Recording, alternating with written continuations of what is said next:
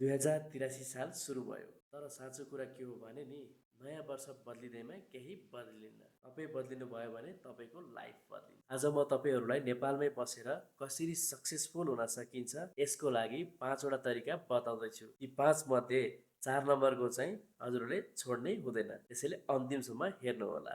नमस्कार साथीहरू and welcome to learn with Dilip. यस च्यानलमा हजुरहरूले किताबमा भन्दा बाहिरको रियल लाइफ लर्निङ लेसनहरू पाउनुहुनेछ। Point 1, skill without degree. पहिलो कुरा हजुरहरूलाई थाहै छ, डिग्री भन्दा पनि स्किल चाहिँ धेरै इम्पोर्टेन्ट छ। त्यसैले हामीलाई स्किल सिक्न जरुरी छ। हजुरहरूले भिडियो एडिटिङ, डिजिटल मार्केटिङ र सेल्स स्किल सिक्न सक्नुहुनेछ। यिनीहरू सिक्यो भने हजुरहरूको भ्यालु अटोमेटिकली बढ्नेछ। र हजुरहरूलाई थाहा छैन होला, म आफै पनि सेल्फ जब गर्छु र अझै पनि सिक्दैछु। लाइफमा सिक्नु पनि ठुलो कुरो हो। हामी जति काम गर्दै गइन्छ त्यति नै सिकिन्छ। Point 2, content create. दोस्रो पोइन्टमा हजुरहरूलाई मैले कन्टेन्ट क्रिएसन सुरु गर्नुहोस् भन्न चाहन्छु। जस्तै युट्युब, फेसबुक, इन्स्टाग्राम, टिकटक यिनीहरूमा चाहिँ हजुरहरूले भिडियो बनाउनुहोस्, किनकि यी चाहिँ अहिलेको फ्युचर हो।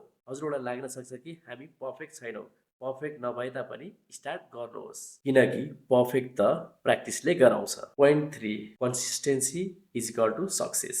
तेस्रो पोइन्टमा हजुरहरूले कन्सिस्टेन्सी भन्ने चिजलाई अपनाउनु पर्छ। एक दिन मोटिभ भएर काम गर्न सजिलो छ, तर हरेक दिन थोरै थोरै गर्दै जाने त्यो नै रियल सक्सेस हो। Point 4, network and people. चौथो पोइन्ट, सही मान्छेहरूसँग जोडिनुहोस्। तपाईँ कोसँग बस्नुहुन्छ, कोसँग घुम्नुहुन्छ, कोसँग खानुहुन्छ, यसैले नै हजुरको फ्युचर डिसाइड गर्छ। त्यसैले भनिन्छ नि, positive circle is equal to positive growth. Point 5, take action. पाँचौँ र सबैभन्दा इम्पोर्टेन्ट यही हो, र अघि मैले हजुरलाई 4औँ भनेको थिएँ, त्योभन्दा पनि इम्पोर्टेन्ट यो हो, एक्सन। हामीहरूलाई थाहै छ, प्लान बनाउने त धेरै हुन्छन्, तर एक्सन गर्ने चाहिँ कम नै हुन्छन्। त्यसैले जसले एक्सन गर्छ ऊ सक्सेस हुन्छ। आजबाट सुरु गर्नुभयो भने हजुरहरूको 2083 सालको न्यु इयर पनि सक्सेस हुनेछ। त्यसैले स्टार्ट गर्नुहोस्, ढिलो नगर्नुहोस्। हामीहरू नेपालमा छौँ, नेपालमै बसेर नेपालमा चाहिँ केही अपर्च्युनिटी छैन भन्ने हामीहरू धेरै सोच्छौँ नि, यो चाहिँ सरासर गलत हो।